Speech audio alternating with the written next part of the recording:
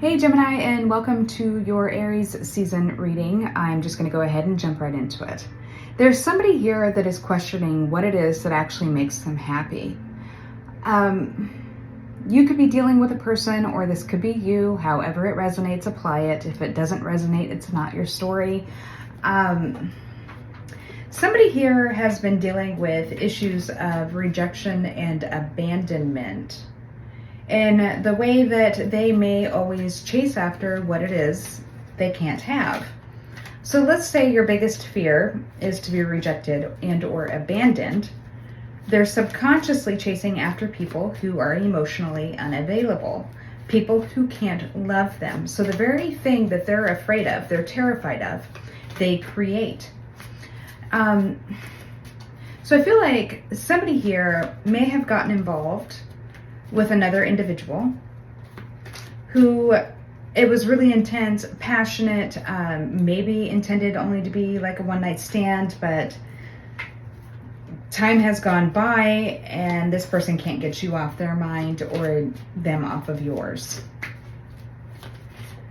Whoever this person is dealing with, possibly somebody who has a bit of a narcissistic personality. Not necessarily a narcissist, but they have the traits. Most people do, if we're honest about it. But this person may be dealing with somebody who is comes and goes. They use them. They're a gold digger. It's like, oh well, my other situation didn't work out, so I'm gonna come running back to this person who's been waiting on me and act like I care about them. I'm gonna jump in the sack with them and get money or get what I need from them in order to sustain me until I find the next one I'm going to leave them for. And while this person's dealing with this in and out gold digger user, at some point where there was a break or a separation, maybe they had met you.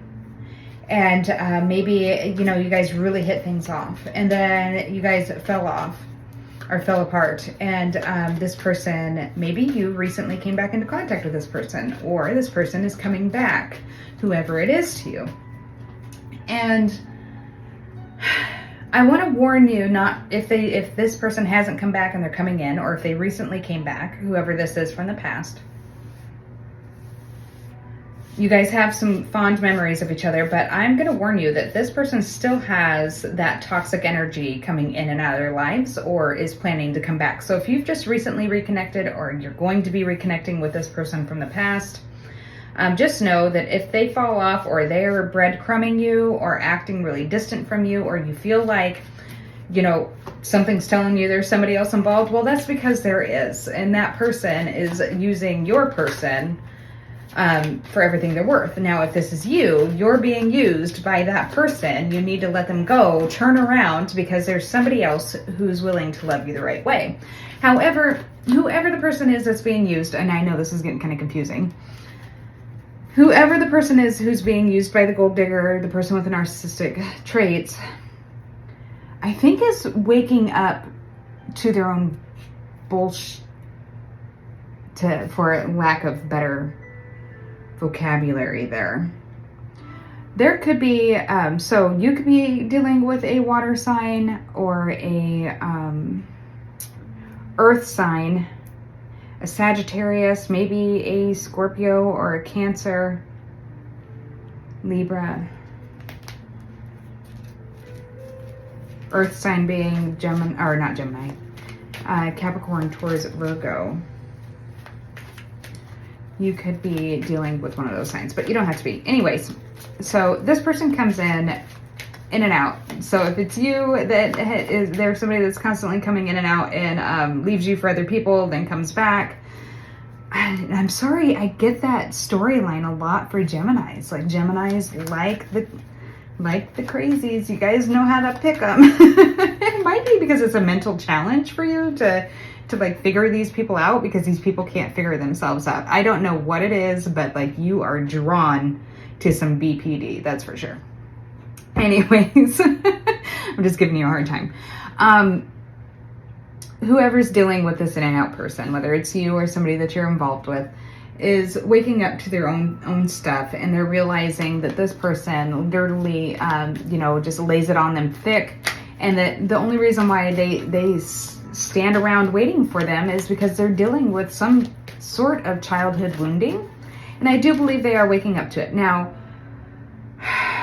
be careful, like I said already, because this person's toxic energy, the person that uses them for money or, intimacy, whatever it is still lingering around. And this toxic person senses that there is a different connection that is either just starting or will be. They feel that, like, in the energy that their, supply is trying to detach. And so this person's going to be coming back, and there may be another temporary separation in between you and your person because of this. So the first to flip is the Seven of Swords. However we get this to focus. Could be dealing with a Gemini, doesn't have to be. Somebody being strategic, somebody could be deceptive. We'll see. We'll get further into this, see what else comes out. Oh, we have the water sign, the Queen of Cups. It could be a Cancer, Pisces, Scorpio.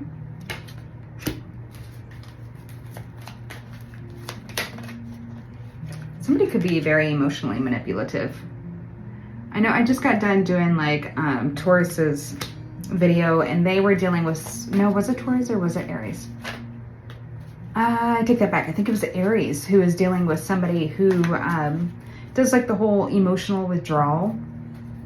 Like, when you're not doing what I need you to do, I'm going to reject you or ignore you or abandon you and, get you to comply with me by being quiet. Could be dealing with a Capricorn. You don't have to be.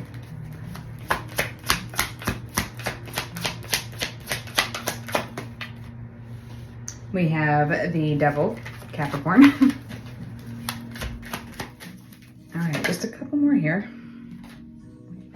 The Page of Swords, air sign, which is Gemini, Libra, Aquarius. The Judgment, the Queen of Pentacles, and the Hierophant underneath here.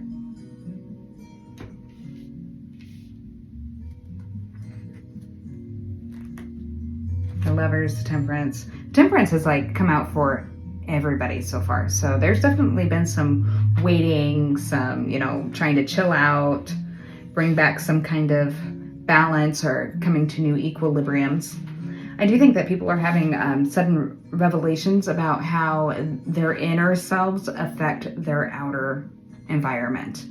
It's like, why do I keep, if I don't want my heart broken, if I don't want to be abandoned, why do I keep getting involved with somebody who breaks my heart and abandons me over and over again, type of thing? Some of you may be moving or looking to move or wanting to move, whether that be house, job, or relationship. I do feel that if communication is sketchy between you and another person, it's because there is another individual involved. However, this person may be trying their best to break away from any kind of karmic ties they have with that individual in order to return and invest into you. I do believe that they are trying to have a higher understanding or take a higher, they could be going to school even, or gathering some kind of skill set in order to be able to work up their money to be able to leave and become independent from that person. That could be coming up in the near future. If this is a person who is coming back to you and this is your story and it resonates, like I said, you need to be patient because this person is still dealing with that toxic energy to some degree.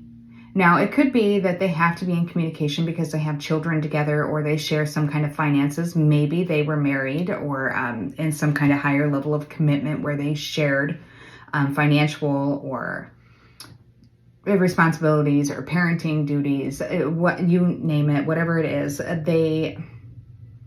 they are definitely dealing with a person who is emotionally inappropriate in the way they will enmesh themselves in this individual's relationships. Like, so if this were you dealing with this toxic person, it'd be somebody who goes and charms your friends and then sleeps with your best friend's husband or wife. Or this person is very conniving. They're very sneaky. They come off as very emotionally intelligent. But there's a difference in between empathy and emotional intelligence. And the difference is with empathy, it's being able to use your imagination to place yourself in the same scenario or situation as the person who is currently experiencing it or has experienced it, and be able to imaginatively experience and feel that experience with that individual. Emotional intelligence is the ability to know that, oh, well, your pet died. Yeah. Oh, I know you must be sad. That doesn't mean that they know how to feel it or to imagine what it would feel like to happen and then be able to empathize or, yeah. So be careful of that, because people who are emotionally intelligent but lack empathy are highly manipulative, and it's very hard to see the difference, especially when they seem to make the connections in between so many different emotional aspects, but they're not actually, it's like the difference in between book smarts and street smarts, kind of, it's like they know, but they don't know how. They don't actually feel it. They just know they should. They know to pretend. They know that they shouldn't laugh at a funeral type of thing, but that does not mean that they actually sympathize with you or that they care about what you're going through, because they don't. This person may also like to use intimacy as a way to coax their supply back into being involved with them. However, whatever this is going on, even if they have gone back to that person or they will be going back to that person, I do feel like having some kind of brief reconnect with you or whoever is going to coax them out of this illusion that they've been living in of what it is they think is making them happy. Like, it's like getting to an age of an experience or maturity of just wanting peace and quiet. Like, why do I want to keep doing this? I can't fulfill any of my dreams or pursue any of my goals because my foundation is constantly washing out from underneath of me. And I feel like, well, whoever this is going through this, if they're coming back, or if you're the one that's dealing with a toxic connection and you want to go back to a better connection from the past, please take time to heal. Make sure the toxic energy is dealt with, and that whoever is the person dealing with the toxic energy has learned the importance of setting strict boundaries with that toxic energy in cases that they share children or responsibilities. It's not your job to hold space for somebody that won't help themselves. All right, Gemini, that is what I have for you during Aries season. If this resonated with you, please like, share, subscribe, leave a comment. I greatly appreciate it, and I will catch you next time. Bye.